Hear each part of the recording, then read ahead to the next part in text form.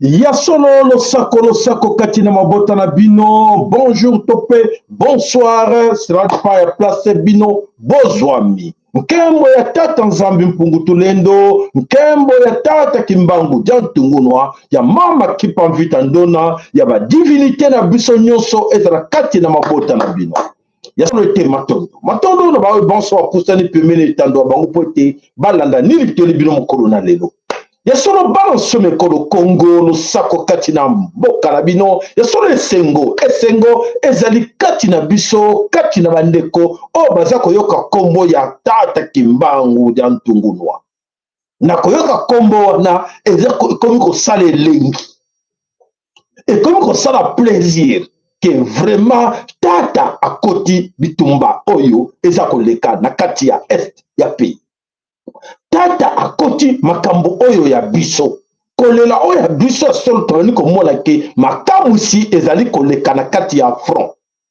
Bandeko baza kosala exploit moko personne s'attendait que ya solo babana na biso oba kobelela armée ya kimbangu bakokoma na makasi ya ndenge wana.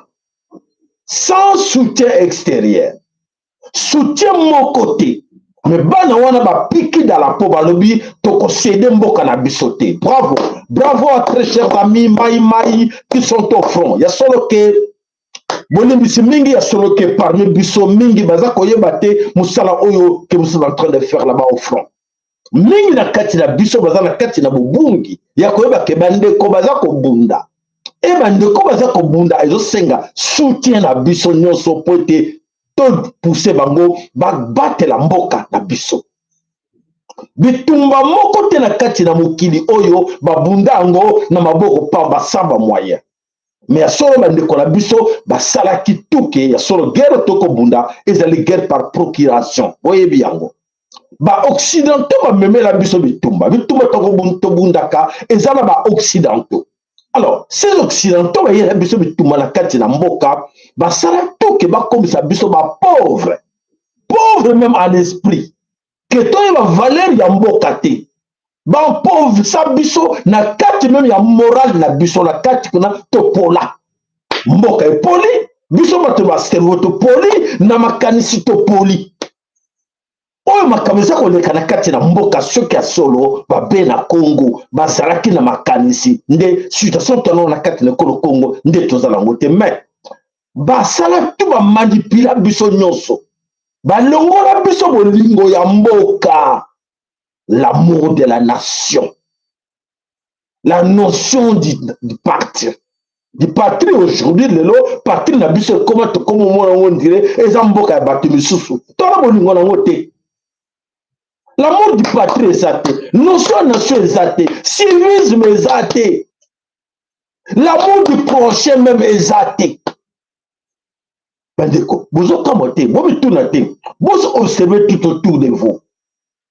Entre Bissobotala, ce qu'on veut montrer le Congo, ah, on a le Congo, oh. Mais nulle part au monde, comme on a la population à un moment oyo. Si je vois au Babiman, les bandes, va s'en foutre, ma camozo de Karambo Karabango. Mais Bissot au Salango, Bissot entre Bissot tel que nous mais et maintenant, mais comment, Aujourd'hui, on a incroyable mais vrai. Tobo Imboka. To souhaiter sur même chose non. Cotiser pour être na namir et le comment boye salami boye o salambango. Oh, tene vie celle qu'on a pour être ban basala qui na maladie kuna pour être ba soigner bango ba salabo. Mboko cotiser mbango. Mais oh ya mboka na bino. C'est comme si bazo peut cette histoire moko boye le cas na 1800. Et si le cas ngo était babunda guerre il y a 40 48 il y a 40 44 48 il y a bon et comment on dirait l'histoire mais ça se passe devant vous et ça que le caliboso na biso nyonso l'image ta ko tinda biso amona on dirait science fiction ndebe image mo kayona ezo le kana Hollywood. Comme je le à Hollywood, tu as un total à la mission, image en film en haut d'un nino. Papa, c'est là, il y a un film en haut d'un modèle nino. Bah, ça, il y a Hollywood, on te va ça qui tricage, va monter, mais non, il y a mort d'homme. Les gens meurent au front. Bande, comment ça, qu'on koufa, n'a ma belle Congo, bande, bon, on a légèreté.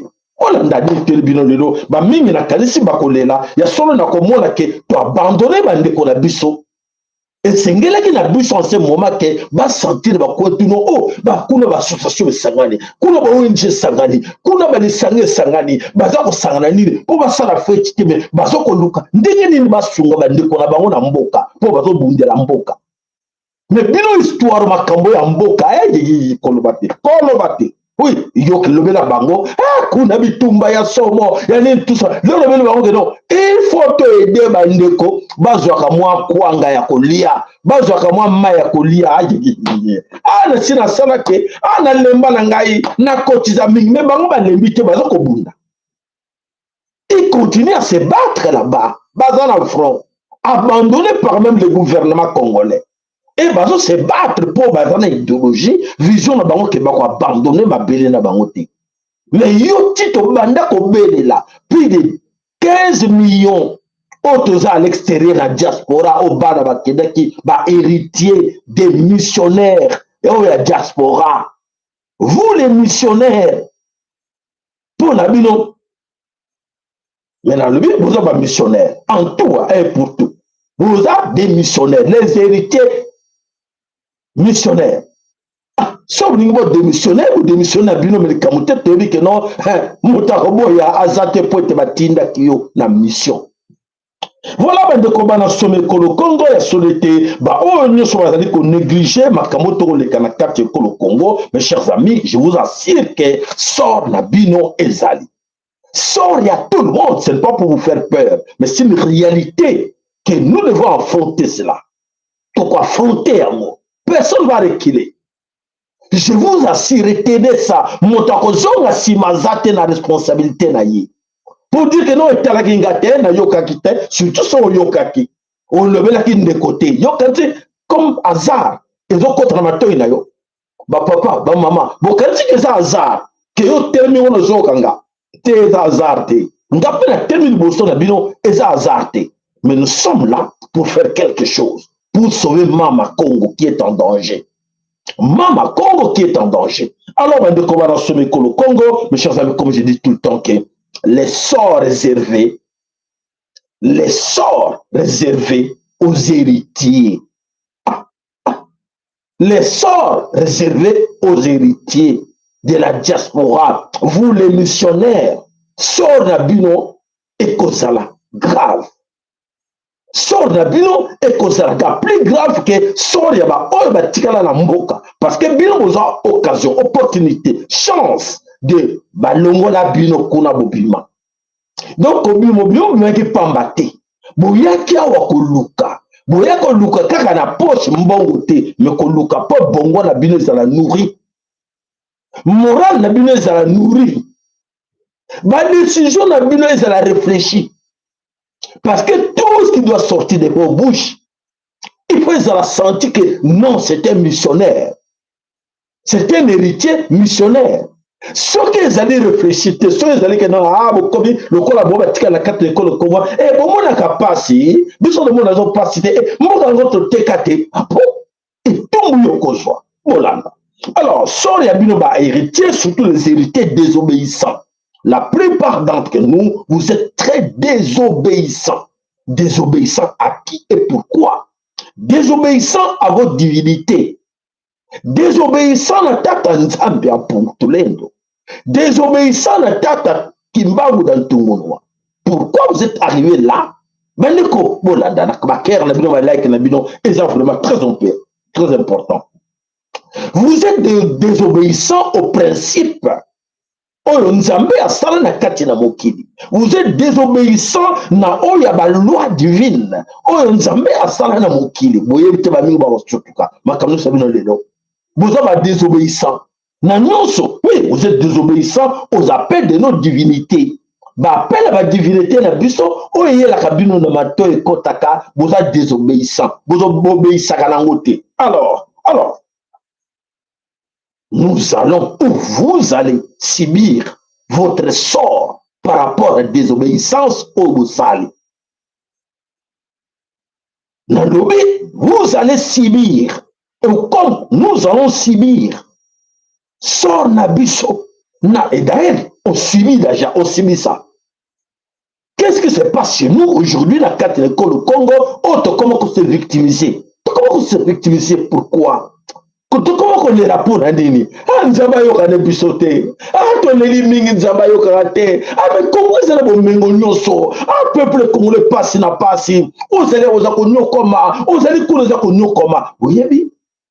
Ndiko boko kamwa makambo za kobima lelo. Ngai na loba ba kabutu so ba lobi nga loba na lobi. Comment? Moi, elle chose à la 3h du matin dans la mouki, na beniko koma. On va dire telenga yoka loba koma. Oyo ko lobe la bango.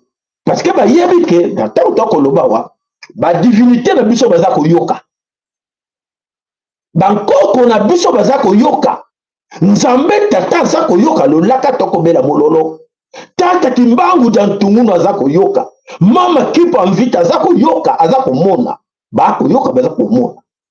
E baza ko yoka onga na zo lubela bino. E na tango bango ba bike boko mona bango te ba bimi na mapata. Ou abimisi mutu likolo po te balobela bino bakolo baka travail non soit noté parce que bakoyoka yo soit noté comment oyo loba oyo bakoyoka yo. Alors mes chers amis, aujourd'hui nyonso tomona ezali bitumba oyo nyonso ezali bitumba oyo tozali kobunda na kati na mokili bitumba oyo tokobunda yo ozanga koyoka oza kotoka kobunda bitumba me ozanga koyoka makambo ba principe oyo nzambe asala. Alors ozanga koyoka mibeko principe mibeko oyo ya nzambe tata atika na kati na mokili atikela bankoko na biso apesa bankoko na biso e bankoko na biso batikela biso.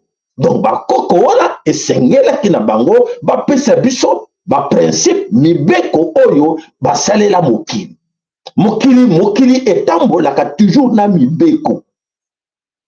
Peuple na monde aza na mibeko na ye oyo bapesa bango na nzambe na selon na place bango bazalaki bino ya bozali awa na mboko ya bino batakacopa bata royaume Congo bozala mibeko na bino ta ekeye ekiti aussi na bavillage na baethnie oyo boyoka ke ntango so oyokino biso bakoko na biso balobaki mwasi aliaka nzombo te.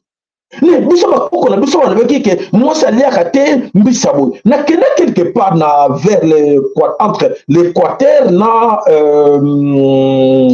équateur na Ozaïre so obenga onde na ebite Ozaïre voilà kisangani bavillage moko eza kote kuna nakenda komona bambisi oyo ezanga baekai plein. Non, et non, chez nous, on ne mange pas ça. Basi baliaka mbichoté. Et moins cher. Moi, si faut aller à mbisho zana bekai, tout ça. Les autres là, moi, ça koko simba ngoko tuté. Yo ngoli nzombo, ngoli mbisho wana. Débris-toi. Biso moi ça koko simba ngote. Fumi bali bango balambango. Ote loko boy, te mibali baliaka onka basi baliaka te. Basi ba simba ngote. Et ça va principe pour te bayebaki mpona nini bapesaki mibeko wana ezalaki na ntina na chaque mboka. Mais biso toyelelo tolobi te twana biso nango ta makambo ya kala me mboka ebanda kala mokili banda kala yo luke makambo kala yo lingo sala makambo sika yo voilà bolingi bosala makambo sika pe illuminati ba franc-maçon ba impérialiste ba bino kosala bino makambo sika ai intelligence artificielle oiza sika landa oui oiza sika wana ya kala bakokaki te o biso tokoki asika tokosalela bino nyonso tokomisa bino boyebi bino moko batitre nyonso batiela bino ifo bokoma oyo ya makambo ya sika bokoma bato me banyama mpo eza makambo ya sika mpo ya kala bankokolo bazekeli baprincipe ke te yo mobali ifo botusi ezala na kati ya le couple mwasi fo atosa mobali me mobali azangi me mobali azoke mobali avandi azotosa bamama bake kuna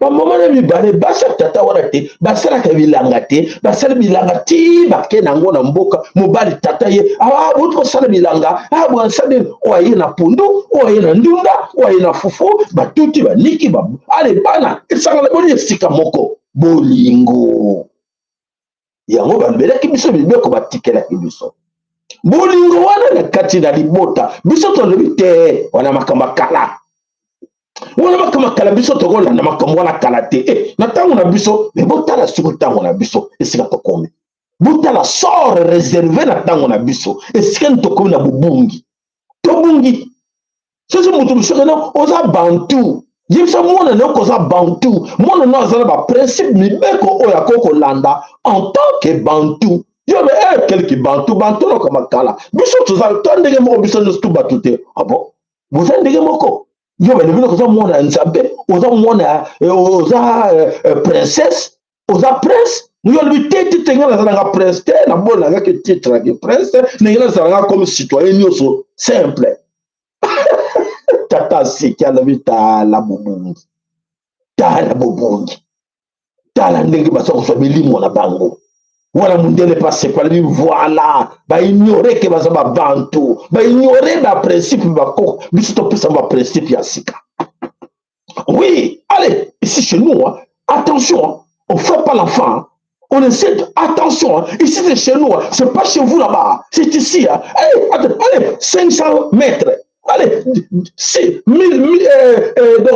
kilomètres, approcher Bangote, yo moni fier. Ah ben oui, Mundele va protéger nga. Va protéger contre tata, voilà parce que abno beta bana, abno pesa mon discipline, pas abno gangela bana. Tata fois encore en koi, na kate, tata fois en koi alwa. Lolo, na kate na li bota, batino ke tata zoloba. Mais ce que tata comme le la même na kati na libota na kati na ndako tata komi meme e mama komi nkoi la lionne libota wana marchaka te bandeko na ngai bokomona difficulté kokotela bango po ete baprincipe na bango babantu babosani yango bakoti na baoyo banyama oyo banyama eza difficile mpona yo mutu osadapte nango ekomite na mibeko nini sala te na polisi moto akopesanga mibeko oyo te juge de paix akokotelanga likambo oyo te leta ka moto ekatela biso likambo oyo leta ekatela likambo wana malédiction bokote na machine etalaka moto te libote epanzani eso bozolanda mibeko toza koloba votre sort réservé yango toza koloba tobongisi mibeko toboyi kotosa mibeko et voilà bazwi bitumbu etumbu yango toakovivre yango alors tina ntango oyo tozali kosalela kaka Lucifer toza kocontinue baere ya Lucifer et Lucifer alobi il va continuer mpo tolingaki tokomisa bino lokola biso tolingaki bosadapte na biso makambo mibeko ya sika ya biso ya Lucifer na bakolite na ye alors esali nini tokokende na kolanda kaka fimbo bango babetaki bankoko na biso batika babeta bango sute me biso tokobeir na fimbo wana ya kala bobi te tochange te tozaka na kati ya fimbo wana fimbo oyo bakoko bazwaki oyo basengaki bango il faut être ça il faut obéir il faut s'agenouiller il faut lire chapelet il faut sala boye fimbo wana babeta bankoko na yo makambo ya kala me yo oza nango toujours eza kobeta yo na lelo moto azobeta ozomona ye te koma komaka mikanda yo ozotosa mikanda comme bakomaki yango basioniste bakomaki yango na mikanda yo ozotosa ozobanga aza wana te yo tala tete akomaki nini akomaki boye te tete boye tete oyo nakotosa te ifo natosa boye mpo bakomaki yango na mikanda aza na ye te yo ozobanga mikanda oyo impérialiste mpo bakomisa biso bazoba babolole voilà bandeko etumbu yango toakomona toakolelaka tozolela ça ne va pas. Mais esengeli na biso toyeba mpo na nini toboye kotosa mibeko mpo na nini tolandaki nzela oyo ya bobungi mpo na nini toyebaki te toza bantu mpo na nini toyebaki te toza bana na biso toza bantu totiki bana na biso ke non ce sont des Belges ce sont des Allemands ce sont des Américains ase bazwa nationalité bazwa babikanda te bakoma Belge mais le jour viendra oyo komona ke bapesaka mokanda yango comme eza papier bazwi papier yango bapasoli babi yo oza ya biso te tata mama yo oza ya biso te na yo na bana na yo bokolela papa babiso tokanisaki te tozali tokotaki na bango te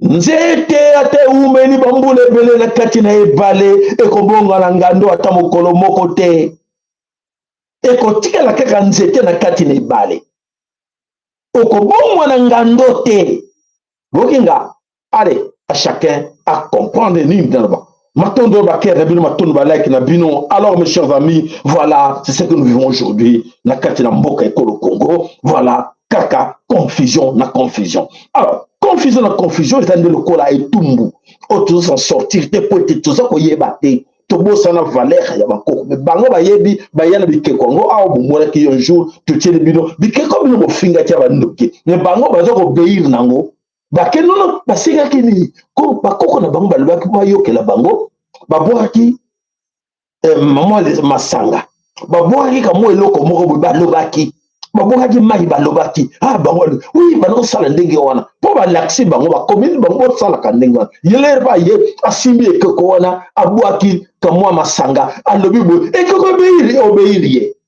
po yo mwana na ye yo mokolo na ye osundola ye akosala nini akobela moto aza koyoka mpo moto wana bayeba pre balingi kobelela bankoko nango balingi kobela boye bomona yango bavile totiala bino nene koyoka alo bamonaki te bomona ngo mpenaki no mindele bazosala barituel ya bankoko na biso balingi kosala mais yo rituel ya nkoko nosobi sala na kati ya libota na yo sala na kati ya famille no wanaki bondoki wana makambo kala me mondele jeune ya lelo azoluka apprendre yango babana kosala ndenge nini bakoko na babanda mokili bakoko na bango na babanda mokili mpo bango bayebi te bazoba tobotela bango ki bokonzi tobotela bango puissance na bango puissance bakoko na bango tika tozwa bango baoyokela biso koko na yo abandi kosala abandi kokoka bazosenga ye na plapo awumeli mingi moto azosolisa ye aza te yo solisa nkoko na yo oboyi kosolisa ye yo benga ye oboyi kobenga ye alors moto mosu akobengela yo ye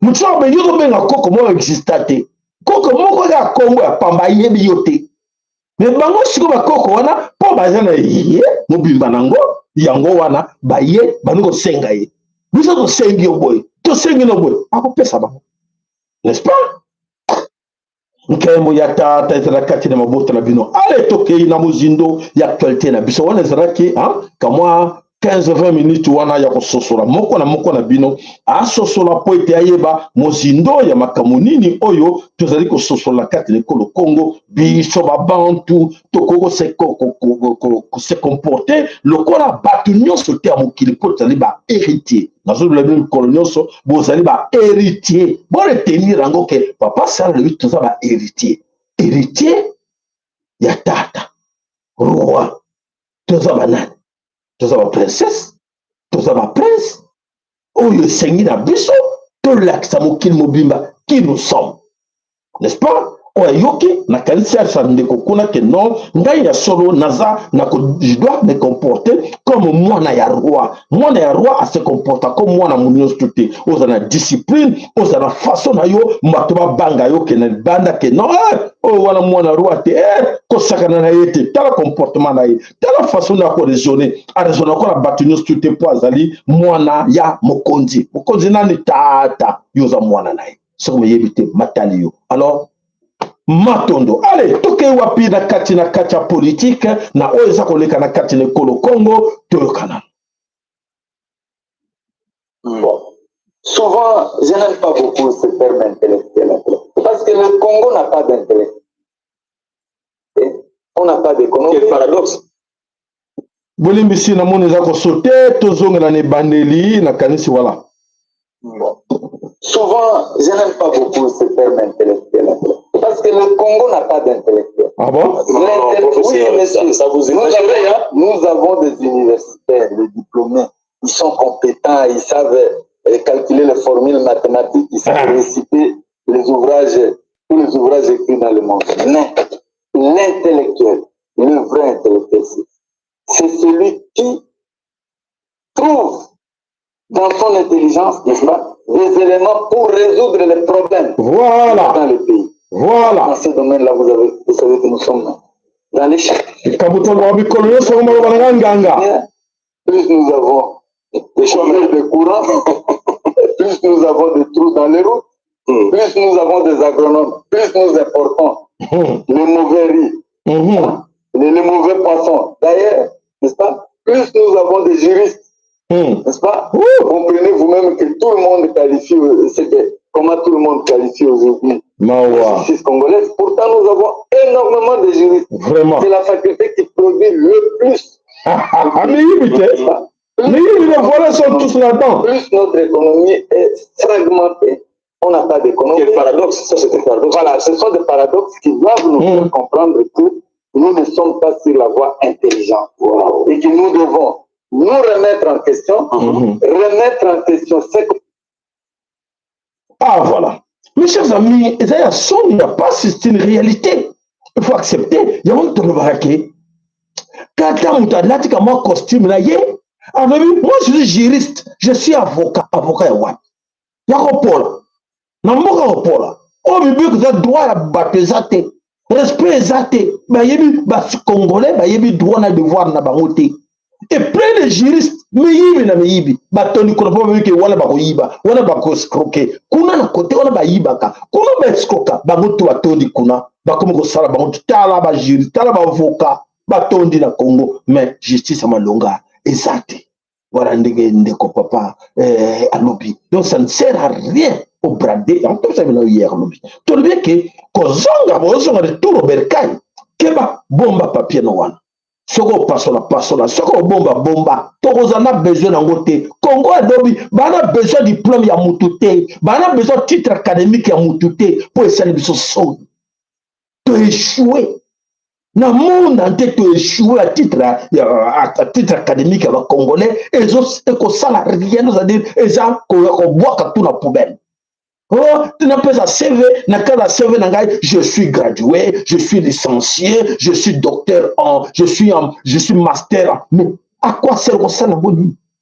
On dirait qu'il va conduire Mboka. Il va diriger Mboka. C'est exactement ça. Soni pasi namawa. Voilà, bandeko soni pasi namawa. Ya solo ke biso tuza ko pele la. Pote bandeko bazana mateo ko yoka, ba yoka. O bazana makanisa ko kanisa, ba kanisa. Esengo ezali ete na zui video moko ya muninga to banda na yebi tumba oyo. Moko ya muninga oyo to banda bitumba oyo. Ah, nani komone mbankana. Nana plaisir ya kolakisa bino mbankana e ya koyoka ye e bongo to solo la biso na bino azali nani e alingi aloba nini bolanda ndeko mbankana oyo parmi na kanisi bato mingi o bamonaka Facebook muto penza abandaki masolo yango penza ya ki Facebook wana kosala ba groupe ezalaki tata oyo na kombo ya mbankana. Ah, bolanda ye mwana États-Unis d'Amérique nani héritier oyo missionnaire bolanda nanu ye toke lokana tosangana tosala conclave na biso diaspora ya bafrai patriote tobuna makambo ya ngwandini Tshisekedi tozongona ndenge pele tozalaki tobunda bitumba et puis une délégation ya diaspora ekende avec bato nyonso oyo baswani-nzange bazalaka na problème na Félix ayamba bango comme ça tosolola tobomisa combat Mankana. Tous les combattants, les moinistes, les mouboutistes, les toumbistes,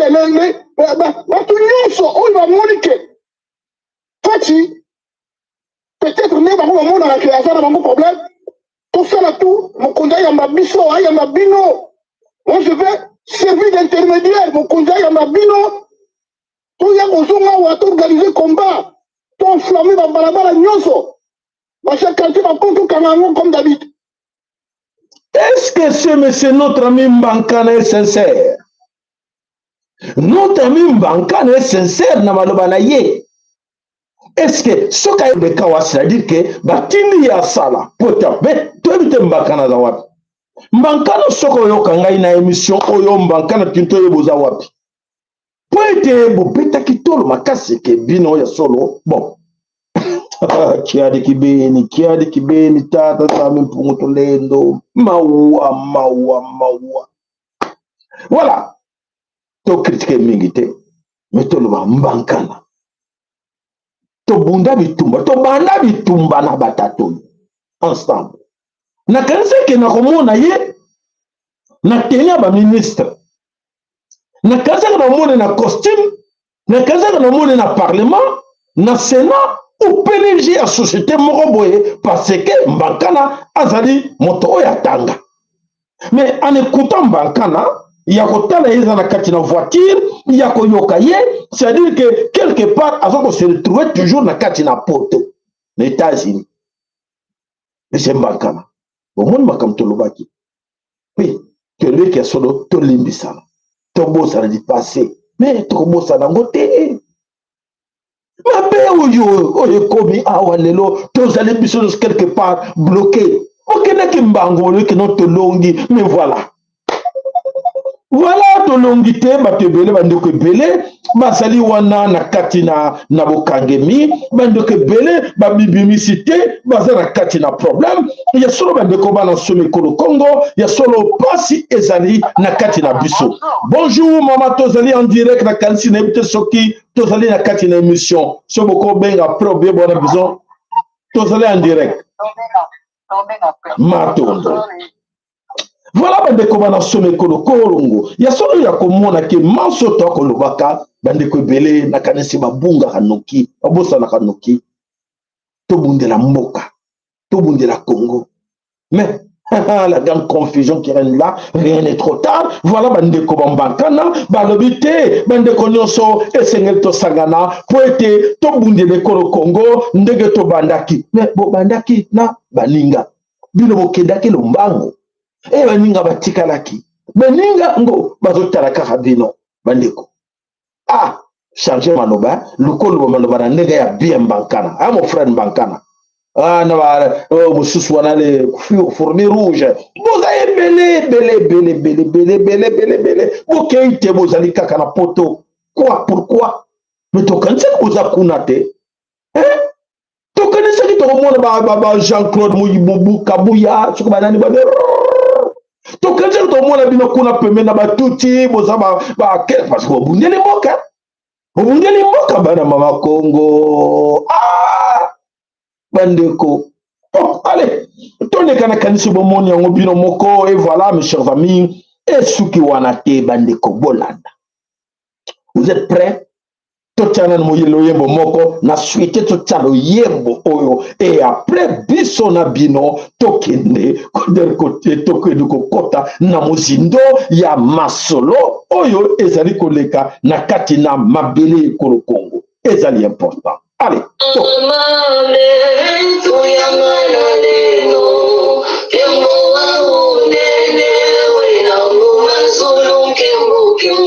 Boker balaki na bile sala le sengo. Et puis chaque tradition dirait que zawana sobo tchebi so ka moi dans moko ya moi ya 10 ka moi ya 5 de sala biso plaisir.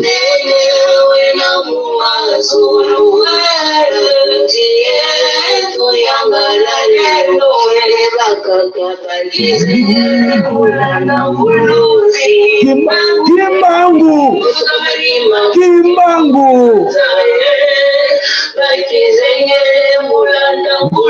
Janto Wulu noir.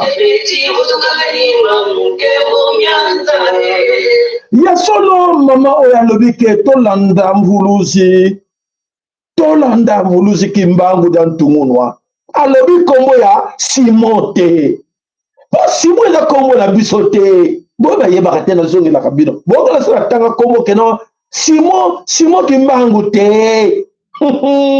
Biso totangaka Simo kimbangu te. Bane longa, bane laka, balobaka ke tata kimbangu dan tumunwa. Batanga kombo ya ba o wana te o Simon, o Pierre, o Mathieu, o nani te. Kombo na ye tata kimbangu dan tumunwa.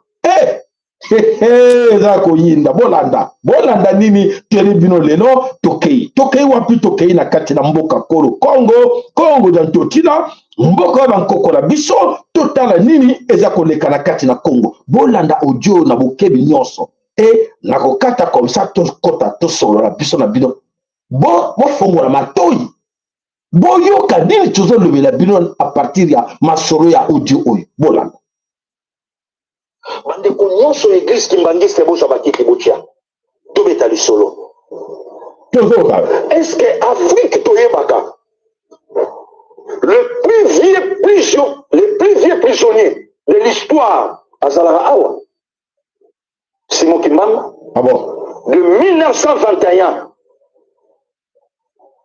au 12 octobre 1951 30 ans Mandela a fait qu'à 27 ans Lelo, 27 ans de prison. Il y a Mandela de 1963 au 11 février 1990.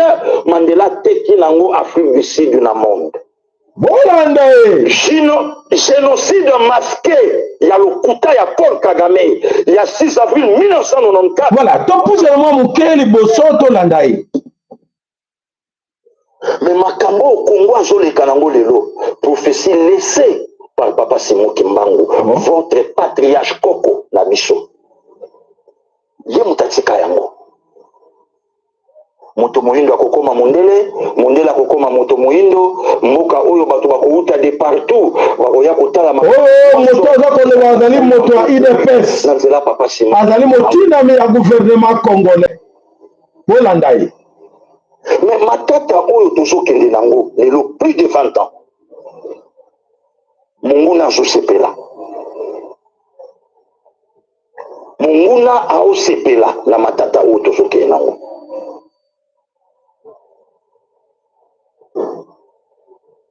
benga baleki tofanda ya Simon Mbuta sala eloko oyo Joseph asala na Egypte na mboka na bango te na mboka bapaya bakendaka boumbu akomi ministre kuna Bible lobi akotisi bana tata na ye na kati ya ndako abengani bagarde égyptien pharaon apesa ayebisi bango abi je suis Joseph votre frère pa bandi koyamba bango moko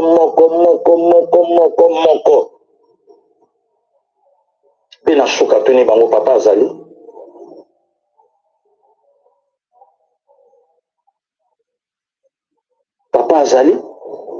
kentwa di oye benga baleki Simon Kusangana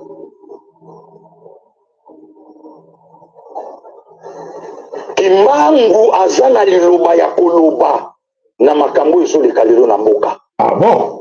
Bolanda makambo ezoleka lelo na mboka Kimbangu azana liloba ya koloba Kimbangiste telema sa prophétie il y a le 2 janvier 1992 voilà bandeko tokati wana toyebi déjà maloba nyonso alobi wana ke voilà makambo ezoleka na mboka il faut ke Kimbangiste etelema po ete ekata ezwa solution ya makambo eza koleka na mboka tangi bango nyonso bana oyo baza na kati na nkamba oyo bazali na yolo bazali na kasavu oyo baza na nani tout ça ke basangana po ete baluka solution po ete bitumba oyo eumeli na biso mingi. Et bango balobeli bango ke solution il faut uta na Kimbangiste. Donc epai ya tata Kimbangu dia Tongono. Le gouvernement congolais oyo ezwaki moko na kati soi-disant ya kimbangiste kadima ekei wapi na baélection kadima azali le président kimbangiste ezalaki solution te mpo te kimbangiste atiaki maboko atiaki bapona mimbai tomonaki judith akenda kimbangiste akenda kimbango na nkamba balatisi ye vert blanc alobi aza motindami aye mpo ete aza solution ya congo mpo ete mais pourquoi tolingi tomema mboka na mensonge na ubwenge na ntango ya poisson et tokomi na ntango ya kimbangu la vérité la lumière mwinda eza kopela bino bolingi na molili.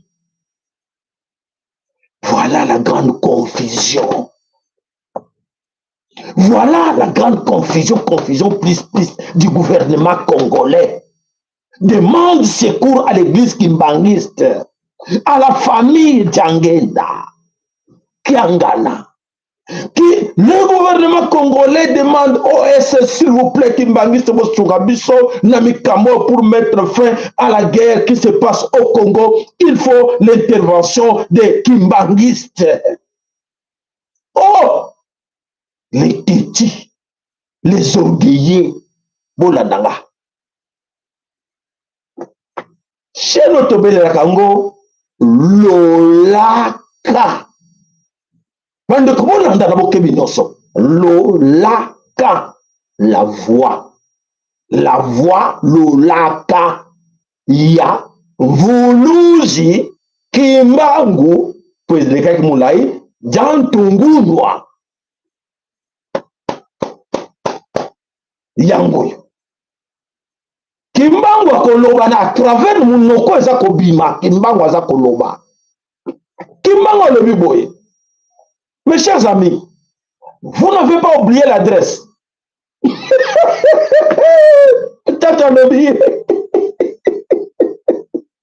Alors, est-ce que vous pensez une adresse pour vous le toquer? Pour le toquer, par hasard. Moi, monsieur le leader PS, chers amis du gouvernement congolais, écoutez-moi, là, d'intervenir, d'interpeller par rapport à la vidéo. Toki kolenda na bino. Est-ce que bon ça ni adresse te ba pise une adresse à ma BT. Bon que toki na numéro no soki 66 mais il fallait que toki le numéro 99 donc 99. Bon ça ni te. Bon revoir. Moi je vous demande de revoir. Kimbangu vous demande de revoir l'adresse. Là où vous toquez pour chercher la solution du Congo. Vous voyez qui bien. N'a répété. Oui, tata lui répéter les bango. Est-ce que vous là, est-ce que Bobo sanité adresse à que nous toquer pour être tata répondre bino. Vous me tournez entre bino. Ce Bobo sanité adresse. Vous adresse à malam. Tata lobby. Si vous avez bino boluka adresse à malamu. Oh, beaucoup benga ye, peut intervenir. Mais ne vous en faites pas à ces intervenants qui. Azali wana na kati na champ de bataille. Azali wana na bana na kati na champ de bataille. Mais boyoka qui appelle la yete. Boyoka qui maloba na yete. Botusa ki yete. Azana binote. Bino bozonga ka esika bokena kotoke bakopesa bino adresse ya solo ndeko c'est profond bozonga esika bokena kotoke non excusez biso bopesa biso adresse wapi tokena kobenga tata Kimbangu dans Tongolwa bakopesa bino bakozala gentil cette fois-ci ndenge na lobi po mutu alobi na libela bino oya yoki message tindela bata gouvernement tindela bango ke baluka adresse ya solo oya tata po basala yebi eza par hasard te basala émission oyo babele di tata mais tata lobi bobenga boya kobelela ye bobelela ye n'importe ya solo akoyoka bino mais si bozo toke aza kuna te ngayangani te voilà. Alors mes chers amis, vous le savez bien que voilà, oui c'est vrai Kimbangu a la solution pour mettre fin à l'agression rwandaise par l'empire Imatoti. Tata Kimbangu a la solution. Solution naye, pour vivre yango. Pour vivre yango kalate. Yango, n'est-ce pas. Alors, malheureusement, vous oubliez la vraie porte, où il faut toquer Kimbangu, mais bon, qu'il faut toquer Kuna, et si vous toquez Bob Sabango, on a levé le bino. Bon, tout le bango, on a levé le bino. Té, tata moko, vous souvenez une vidéo, la Tibango, donc, tata moko, les cas qui na internet, en lobby, que to bungi adresse, mais to yé pas une bino, mais intermédiaire, bon, pe sa biso, vraie adresse, où toquer le toquer, pour te tata Kimbangu. Boya na bot le bango ba lobi ke to le ba comme simonté mais to le ba tata Kimbangu dans tungu noir toko okutana na wapi toko sol na wapi pour la solution na biso na Congo, n'est-ce pas? Matondo pour la compréhension na kanisi mo comprendre rango. Voilà, allez tata matondo tata au sol le bango alors o ayoki malamu o ayoki te matali pour te biso tolobi o tata le biso tolobi la bino. Voilà mes chers amis, o nyonso tolobaka yango wana eteliko salema. Ale toke waptuke na lombango poti ministre na bisa ko kende toke na makamu si oyo ezali koleka na kati na Congo d'Antotila ya komona ke 4 ko ya Congo batebeli baso bate mboka wanza béni za paradis ya makamu si bele baza ko yeba teke ba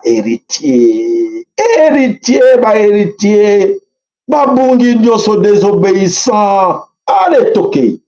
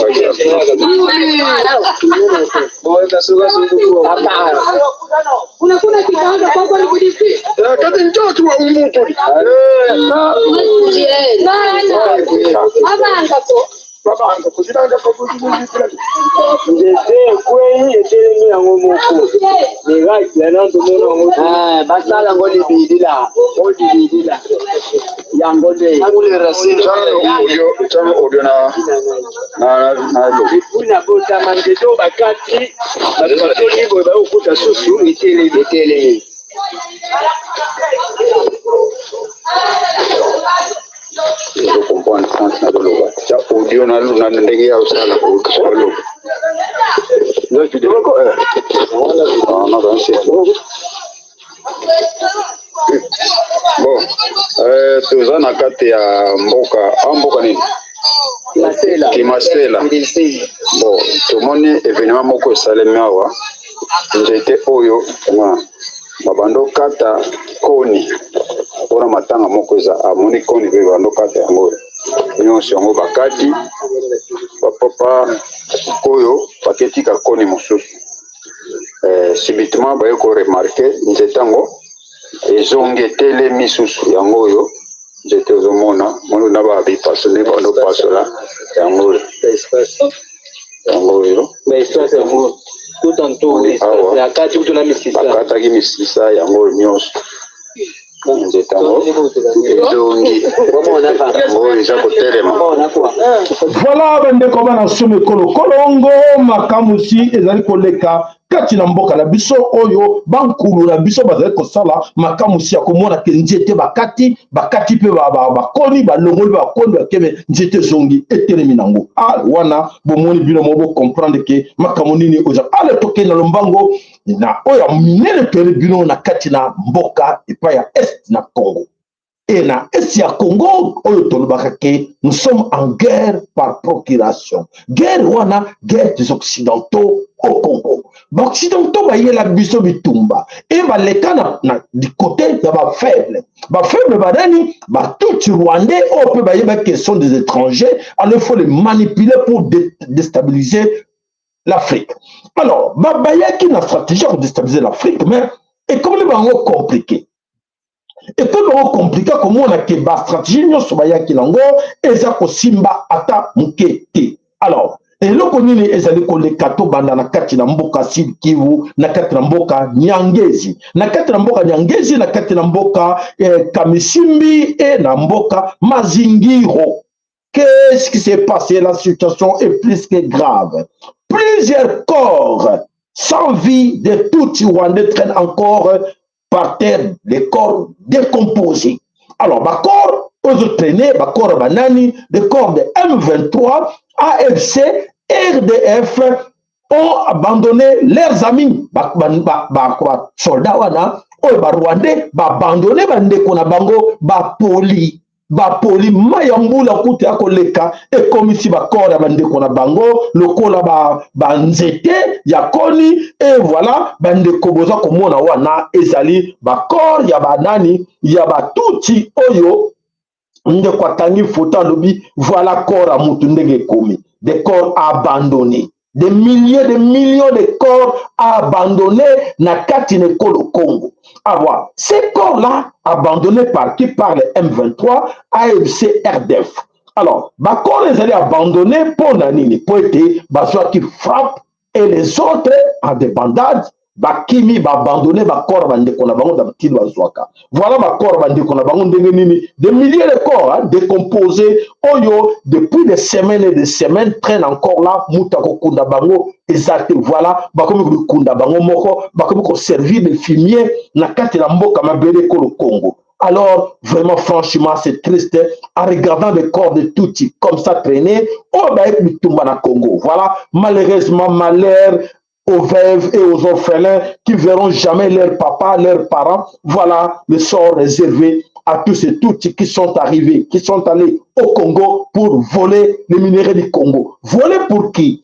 C'est tous qui sont allés au Congo voler pour les Occidentaux. Donc, c'est-à-dire qu'aujourd'hui, c'est tous qui meurent au Congo pour les Occidentaux. Voilà, les Occidentaux ne sont pas là, mais malheur à ces outils qui ne comprenaient rien depuis qu'on a commencé à leur avertir que non, ça ne sert à rien d'aller mourir au Congo pour satisfaire la France, satisfaire les Allemands, satisfaire les Français, les Anglais, satisfaire les Américains. Donc voilà les sorts réservés à tous ces outils. Oyo bazali ko payer sort na bango oyo nakati na front ya kati ko le Congo voilà nakati na mboka Nyangezi oyo bomoni wana bakor na bango ezali ko tkane. Alors mes chers amis, c'est quoi, qu'est-ce que se passe là-bas? Des affrontements sans arrêt entre les Maï-Maï et entre excusez nazongela bien des affrontements, plusieurs affrontements entre les Maï-Maï, les jeunes Maï-Maï de Kimbangu. Banda depuis que ces jeunes sont les jeunes Maï-Maï de Kimbangu qui s'affrontent face à face avec les Occidentaux qui sont représentés par M23, AFC, RDF rwandaise. Mais, ce qui se passe au front, nos jeunes là n'ont pas des armements lourds. Ils n'ont pas ça. Ils n'ont pas de bombes. Mais, aïe, aïe, aïe, aïe, aïe, aïe, mes chers amis, bon monde d'accord. Bon monde, ce qui se passe là-bas, vraiment, Rwandais, Bazakolé là. Qu'il y ait des morts du côté M23, de pauvres Rwandais s'exterminent aujourd'hui dans Katina Congo. Comment ces Rwandais se permettent aujourd'hui de s'exterminer au Congo, comme ça va servir en fumier dans Katina matière à Congo, parce que Bayoka qui te téti, mais personne vit na Bango, va se sacrifier pour l'intérêt des Occidentaux. Voilà les malheurs de ces pauvres Tutsi-Rwandais qui n'écoutent pas. Voilà, plusieurs Rwandais, pauvres Rwandais, aujourd'hui en guerre, par procuration, bazotika vie na bango pona ko satisfaire occidentaux pour la minéraux ya Congo. Alors, ils finiront comme ça. Toujours bandeko bana someko le Congo tokotia la bino ba audio, ba vidéo de ce qui se passe là-bas na kati na front, na kati na beleko le Congo ezali ya ko sakana te po eti solo makamuzo le kakuna, opesi mbwa aboyi. Mbwa lobi na yeke non, oyo ngai na ko mériter yango te. Alors, tout qui est là, nous kobanda ba audio, allez, tolanda. Allez, to bandana nous na kati na front ba audio oyo teza batindeli biso ya bitumba oyo eza koleka na kati na mabele ekolo Congo na kati na front ndenge nini bandeko na biso baza kobunda kuna.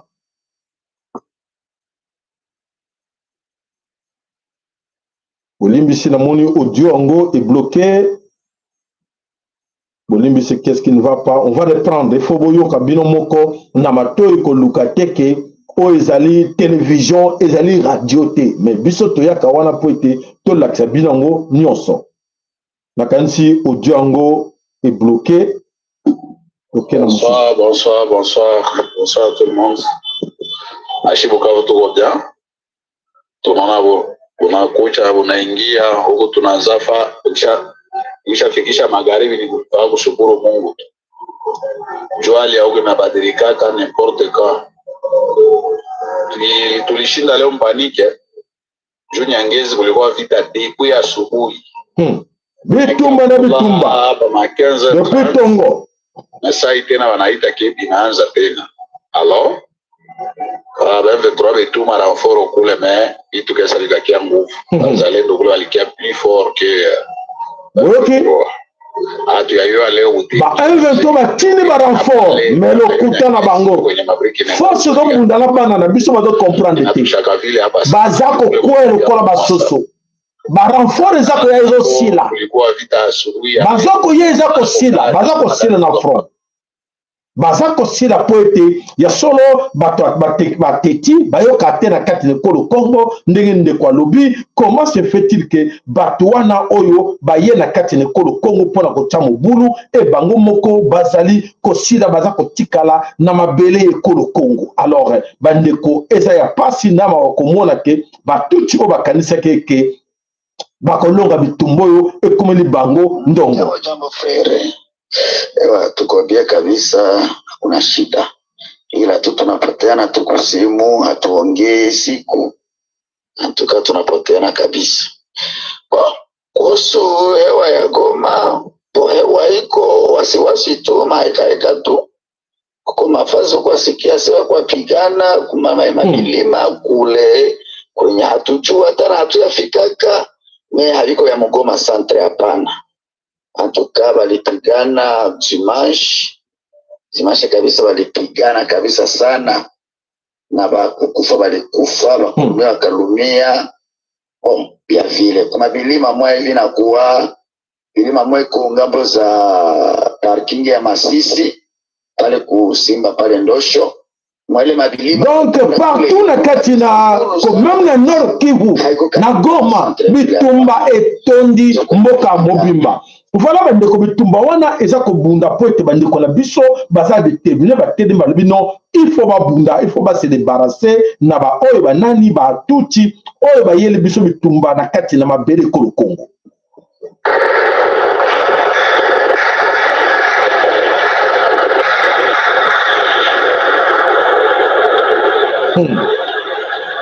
Masasi na masasi bitumba. Vitu vinachacha sana. Haiko Musantre. Ni Businga, kule Businga, Ishunda, Mubumbano, Muganzo. Irtu Santre Businga ndo kwenye vitu vinachacha sana, mabombe na masasi zinalia sana bazalendo na ba M23. Huku Vitao ngambo za Karundu huko Bidaho, precisement Bidaho ndio kwenye ndako mabombe zinalia sana. Mabombe na mabombe za kubeta kuna ziko zinalia sana tena sana. Malgré mabombe na bango mele kuta devant ba mai mai. Devant ba mai mai le kuta mabombe na bango za kubeta mele kuta. Hatu ya yua mabilama vile binatokea kuna yaona ba kutokea kule. Nasikia tu familia. Voilà bandeko o ezali koleka kuna na kati na front bandeko na biso baza kolakisa sécurité na bango po ete mabele eza ya bango. Voilà batuti baza ya kolela na kati na front baza koyeba te o bitumba bango babandaki bakosuka wapi. Donc débandade na kati na front baza kokima. Ba autorité oyo nyonso ya M23 o bazaki na Goma. Pour votre information, en ce moment-là bakimi bakati de l'autre côté ya Gisenyi, bakati na côté ya Gisenyi na côté ya Rwanda bake ko bomba na kola non basaba na ko s'attendre te ke bitumba oyo ekokomela bango na ndenge ekomeli bango. Voilà, aujourd'hui, on a vraiment que bitumba bango lukaki et comme tambiliaki bango bikoki bitumba ya ko sakarate na kati na beli Congo. Alors, to landana no ba oyo bazali kuna na kati na front et loko nini oyo ezali ko salema. Allez, en vidéo. Dans l'est de la République démocratique du Congo, 2 officiers et 36 Voilà. Alors, mes chers amis, qu'est-ce qui se passe au juste au terrain? Nakanito super reportage msusu ya mosoda msusu para terrain. Msemaji ya UPDF kutoka kwa Second Infantry Division ambao iko karibu hapa Barara.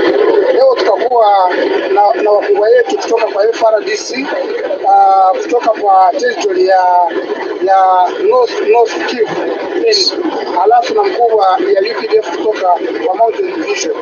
Tutakuwa tunaongea kuhusu mambo ya security kwenye barini ya Voilà. Voilà bandeko bitumba ezali makasi na kati na front bandeko oyo bayeba kiteke ekobalukela bango boye. Alors bazo comprendre te ndenge ni bitumba ekomi de l'autre côté ekomi ko sala bango problème. Donc voilà bandeko na kati na Shanju na kati na Shanju eloko nini salami bamoni base militaire ya ba Rwandais ba M23 na ba RDF ezalaki surpris bamoni avion oyo basukoy et survolé bango et bombardé base logistique na base technologique oyo babali ko préparer guerre électronique.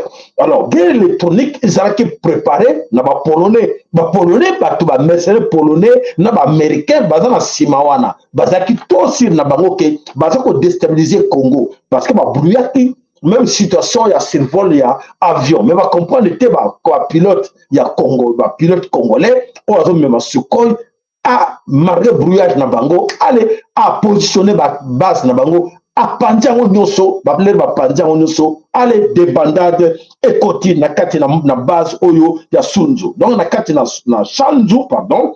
Alors bango nyoso a débandade ba dirigeant ba nani tout ça allez musi ya zaza yango boki bodio to tel bino yango na kati wana. Alors na kati toujours na kati ya espace Grand Nord et le connaît les akoleka. Je sais que parmi bino to sais que bino maramusu sur les cas qui il y avait un colonel oyo ya tuti azalaki na kati ya FARDC. Ce colonel tuti oyo azalaki na kati na FARDC à côté comme infiltrés comme des ils sont très nombreux là-bas na kati na FARDC basé belé o wana ayebaki que non engagement ne sengela kike alongwa akima azonga akima na ba bataillon nyoso de l'autre côté à M23 préparer kunae akedeki na ba soda nyoso na kota M23. Qu'est-ce qui s'est passé na colonel wana na kombo ya Mungabo eloko nini yeli na kanti ba oyo ba yeba ki te trotiela bino photo na comme ça boko yeba Mungabo eloko nini eyeli na kati na front oyo abaneko s'attendre nangote c'est colonel oyo ya tuti wande oyo cet homme là que vous voyez colonel Mugabo. Alors yende akendaki komitika na maboko ya ba mai akenda komitika na maboko ba mai na kati na côté ya na territoire ya Nirangabo.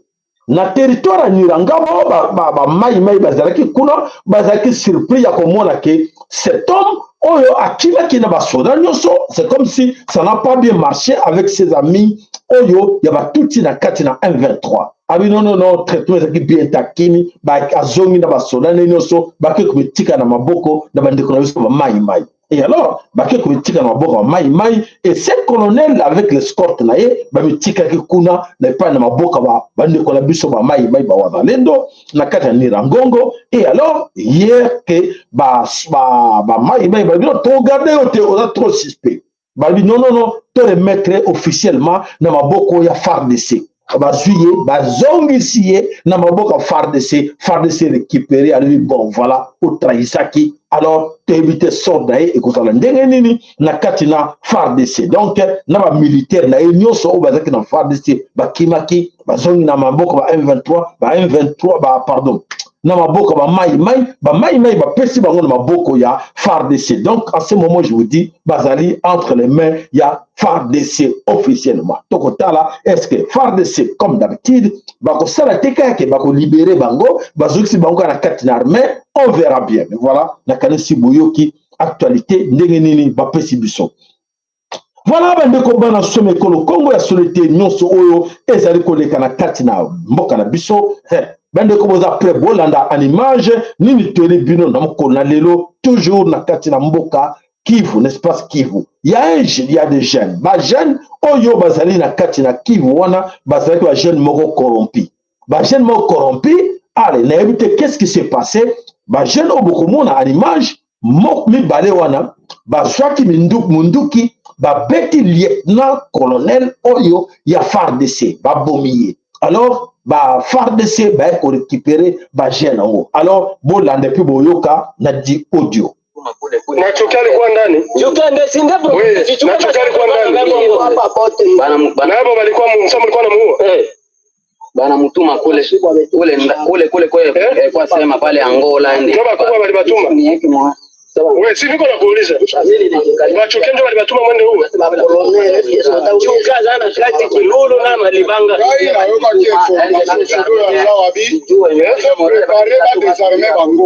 Oh, soda za Fasco. Apesa ngaya information. Abeni bana na kongoka na bio. Wewe unaanza kwa unasema uko na shop desarme masoda Wale alimuua ni nani? Yeye. Wenye balimuua. Ni wewe. Wewe bongo yeye ndio alipiga risasi. Alipiga masasi aone kisaiwa tu. Iko hapa ndio tunataka kufia. Nani aliua? Yeye ndo aliua. Sie bote kilo. Nani mkamata bunduki? Hata bajo. Sema kama useme kweli utakuwa. Aliua ni nani? Okay, ni lema lembe. Nani aliua? Pale mwenzangu ananyorosha msafara. Anakuua. Fika pale kumjini. Nani alipiga masasi pale kumjini? Yeye. Yeye ndo alikuwa bunduki. Bunduki yenyewe nilikuwa nayo, alikuwa piga. Okay. Piga tu aliacha. Yeye ndio kwa bunduki. Akafika tukikala kubaraza ndio kweli ndio unakuonyesha Mungu. Tukifika tukikala kubaraza yeye viana Mungu. Toka pale. Kisha kwa nini msafari mwana? Mtu mmoja ni msafari mwana tunasikiana hivyo tutaacha mwenzako. Akisema kwamba basi tutafute soko tena nakula na turudie. Tukikala kubaraza mimi sasa nikala kubaraza kwa angalia ka huko makabeni. Sasa nikala ngukiti mimi nitabu bunduki chini bunduki nyai Nitona yana kamata ari na mnyang'anya anapitia ujinga. Je, mkutafatilia. Baleke bakere vile s'il vous plaît. Ndio risasi yako. Yeye ndio akakamata bunduki na huko na papa ikunza kabisa. Yeye ndio mtu walivia azwaki bunduki abeta ki lieutenant wana. Malembe na yeye. Huyo haiko mmoja kwenda naye. Haiko mmoja kwenda naye.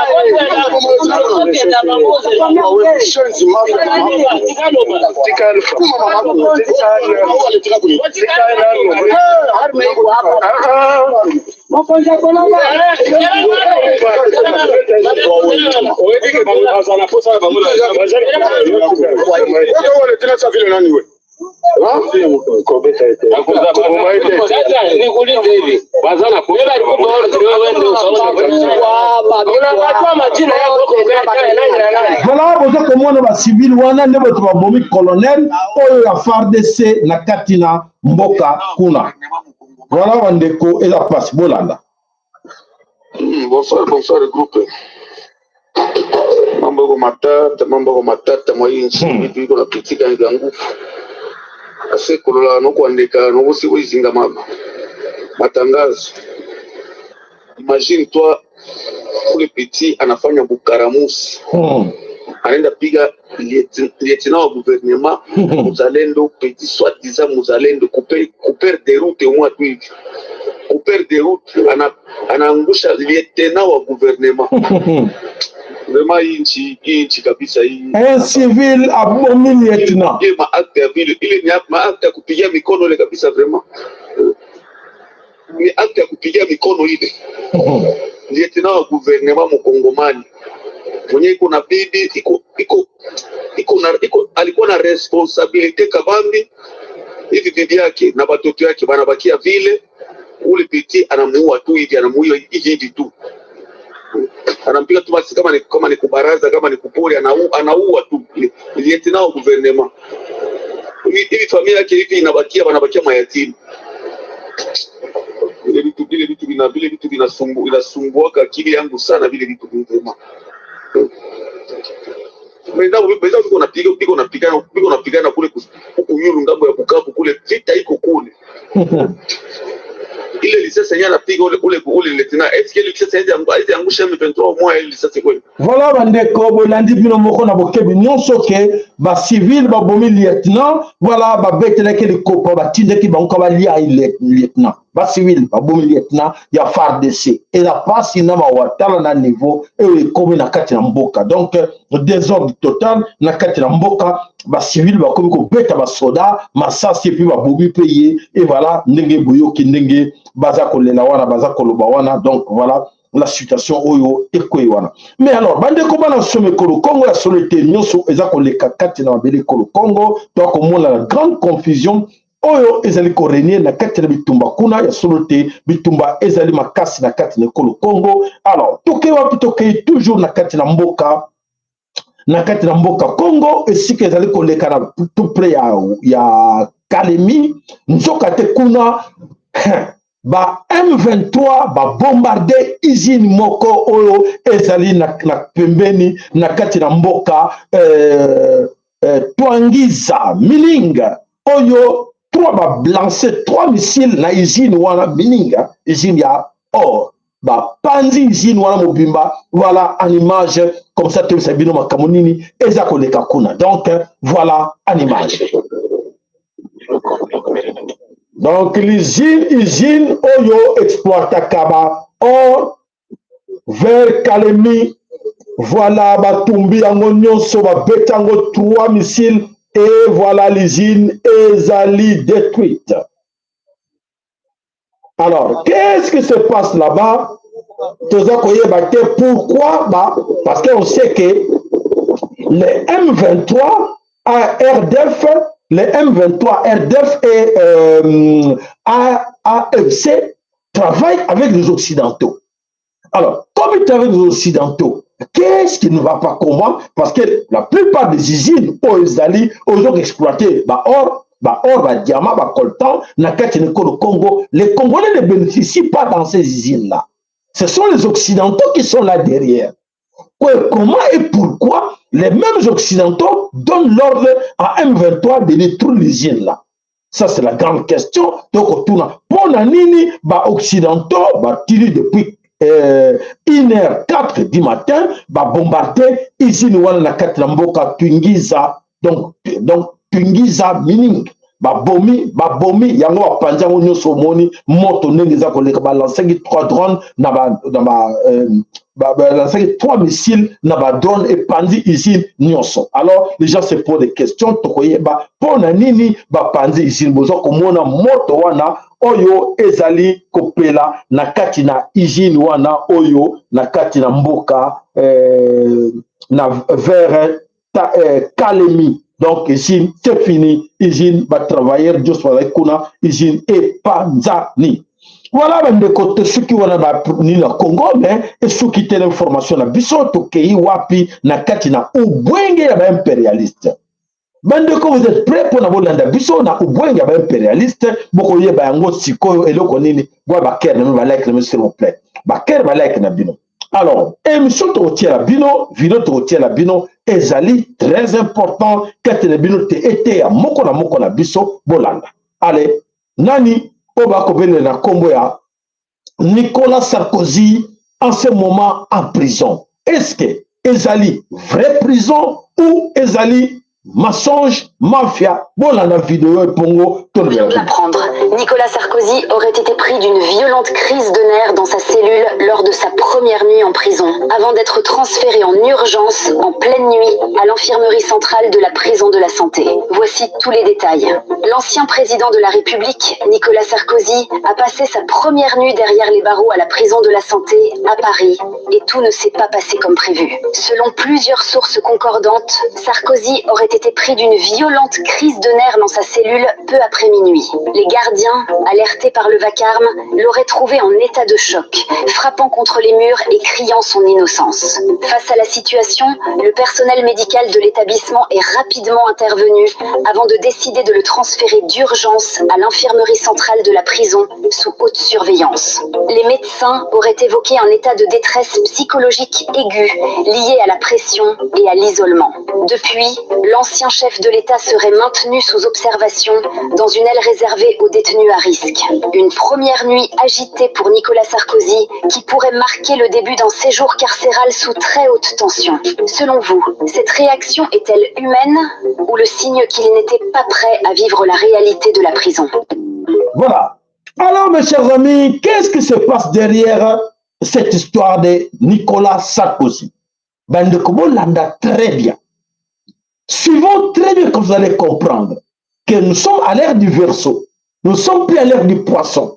Qu'il montait des stratégies, nous mentir, qu'on s'habille n'importe quoi. Maintenant, à l'ère du verseau, s'il y a que hier qu'il était là en prison. Et aujourd'hui, la vérité est là. Qu'est-ce qui se cache là derrière cette histoire? C'est Ubwenge sur la prison de Sarkozy. Ubwenge, c'est quoi? En fait, c'est la stratégie des impérialistes.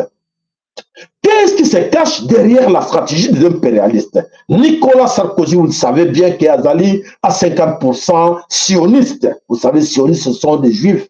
Oyo, ya, sionistes. Alors, Nicolas Sarkozy, en réalité, doit revenir au pouvoir en France. Du fait que Emmanuel Macron, jusque-là, espoir de soutien, comment remplacer Emmanuel Macron par un autre sioniste en France? Et la personne qu'ils ont choisi, qui est Sengel Laye, à revenir au pouvoir, Monique Ezali Nicolas Sarkozy. Pour Nicolas Sarkozy. Nicolas Sarkozy a joué beaucoup de cartes, surtout dans cette histoire où il y a Covid. Et Nicolas Sarkozy a un balubing avec les multi-oyo, il y a des pharmaciens. Alors, comme Nicolas Sarkozy, Aza Oya Bango, Bazo Tala, Bazo Luka, ba stratégie, nous sommes pour être Bazongisaye au pouvoir pour remplacer Obakobele la Komoya, Emmanuel Macron. Alors, qu'est-ce qui va se passer? Alors, selon Bango, Monique, il faut jouer dans le théâtre. Le théâtre, c'est quoi que Nicolas Sarkozy a côté la prison et a comme encore la martyr. Au moins, il va américain, il va côté non, tu bengi Macron, Emmanuel Macron, pour n'anil agissé comment va côté président de la France à côté la prison. Et Emmanuel Macron a créé les États-Unis à se justifier dans l'eau. Kuna à gauche, à droite, le président de comment critiquer, mais comment ils ont la dignité pour la France, comment battre un ex-président en prison. Ils ont été une stratégie. Stratégie pour tromper vigilance de Français. Comme les Français, quand ils vont à mouton, ils vont croire à ça. Déjà, les gens, ah, Emmanuel, Nicolas Sarkozy, ah, pitié pour lui, et pour sa femme, ah, malheur pour lui. Donc, c'est-à-dire que, ils jouer ma carte pour là-bas, tromper vigilance, il y a pour Nicolas Sarkozy comme martyr, et que il faut revenir encore une fois au pouvoir. Donc, ça veut dire que Nicolas Sarkozy est en prison pour quelques jours ou quelques semaines. En prison. Donc, les cartes sont en train de se jouer à gauche, à droite pour que Nicolas Sarkozy, une fois sorti au pouvoir, et Nicolas Sarkozy va remplacer Emmanuel Macron. Voilà, yango histoire oyo, babimisi et vérité bimi polele, voilà, et c'est la bishop binope, bolanda vérité oyo, ezali koleka. Donc, voilà, ezali grande mafia, il y avait impérialiste, poète, bazongsa Nicolas Sarkozy au pouvoir. Voilà, boyo kango passe ba o bazoko kantakeza vrai eza réalité nzoka te ezali jeu eza stratégie oyo ba impérialiste balinga en place pour être Nicolas Sarkozy pour na revenir encore une fois au pouvoir. Voilà bandeko na kanisi bozalaka toujours à l'écoute et vous avez vraiment informé à jour pour être koyeba réalité OK bakoko sabino sous na mukilité la voix di la kaya ngulusi kimbangu ya ntumunwa eza wana pona kobimisa bino ba vérité nyonso o balinga ba bombe la bino awa bokoyeba yango nyonso voilà toko vivre yango o bo retenir data lelo boko sabino ke boko vivre yango ndenge nini Nicolas Sarkozy akozonga président na France après nani Emmanuel Macron.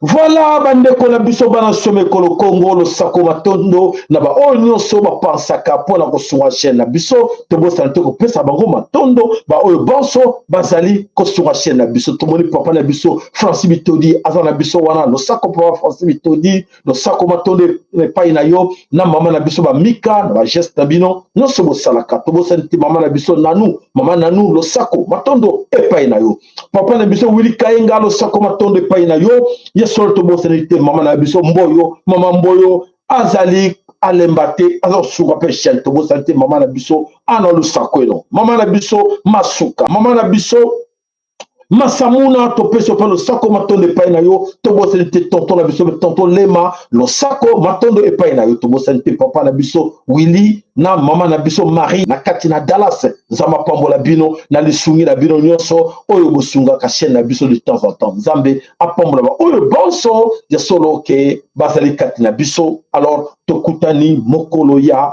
lobby ezali vendredi ouais dans l'émission lobby vendredi à la même heure 20h. Alors, le sako matondo epai na papa na biso Michael, le sako matondo epai na homme de Sani Shungu, le sako na ba o bonso ba komo bataki jali boso, o bazaki na kati na émission, ba participa ki na émission, ba teki ba commentaire na bango, zamba pambo na moko na bino, bitumba ezali na kati na ekolo Congo chez vous. Na mboka na bino bitumba eza grave. Bande ko baza ko bunda na momoto ko lobawa bitumba eza ko bunda. Na momoto za ko loba baza ko bunda, bana baza ko bunda. Moye bazonga sima eza le soutien baza ko bunda. Bana besoin de soutien na bino. Bana besoin de sungi na bino. Li sungi na bino, boza numéro na biso téléphone, oya ko sunga bango, abenge biso, oya ko sala nyonso ke to sunga mabele ko le Congo, to sunga chaîne na biso, matondo kati na bino, bokanga maboko te, to na kata bitumba. Bitumba na biso do senga li sungi pa na bino, to senga na ba banguna na biso te o bazo bunta biso na kati na ekolo Congo bandeko baza kolela ba mingi baza wana mwebe bakota na champ de bataille za te po ete bazangi même ba boto wana mbula bazangi yango mwebe bakota na champ de bataille babundisa te po bazangi même ba nzete bazangi même ba cartouche baza na ngo te bakosala nini bavandi bazozela kaka bato bakwea kuna barécupere bapesi bango mais vraiment kita nous kotala bazobundela biso nyonso mboka eza biso bazobundela biso nyonso biso mpe tokanga maboko te tosonga bango s'il vous plaît nzambe apambola moko na bino oyo akozala makanisi ya kosonga bana oyo baza na kati na front tokanga maboko te tosonga bango mpo na ekolo Congo mama Congo akozala reconnaissante na biso nyonso oyo toza kosala matondo kati na bino kati na mabota na bino alors tokutani mokolo lobi tobi bongo ingeta ibobo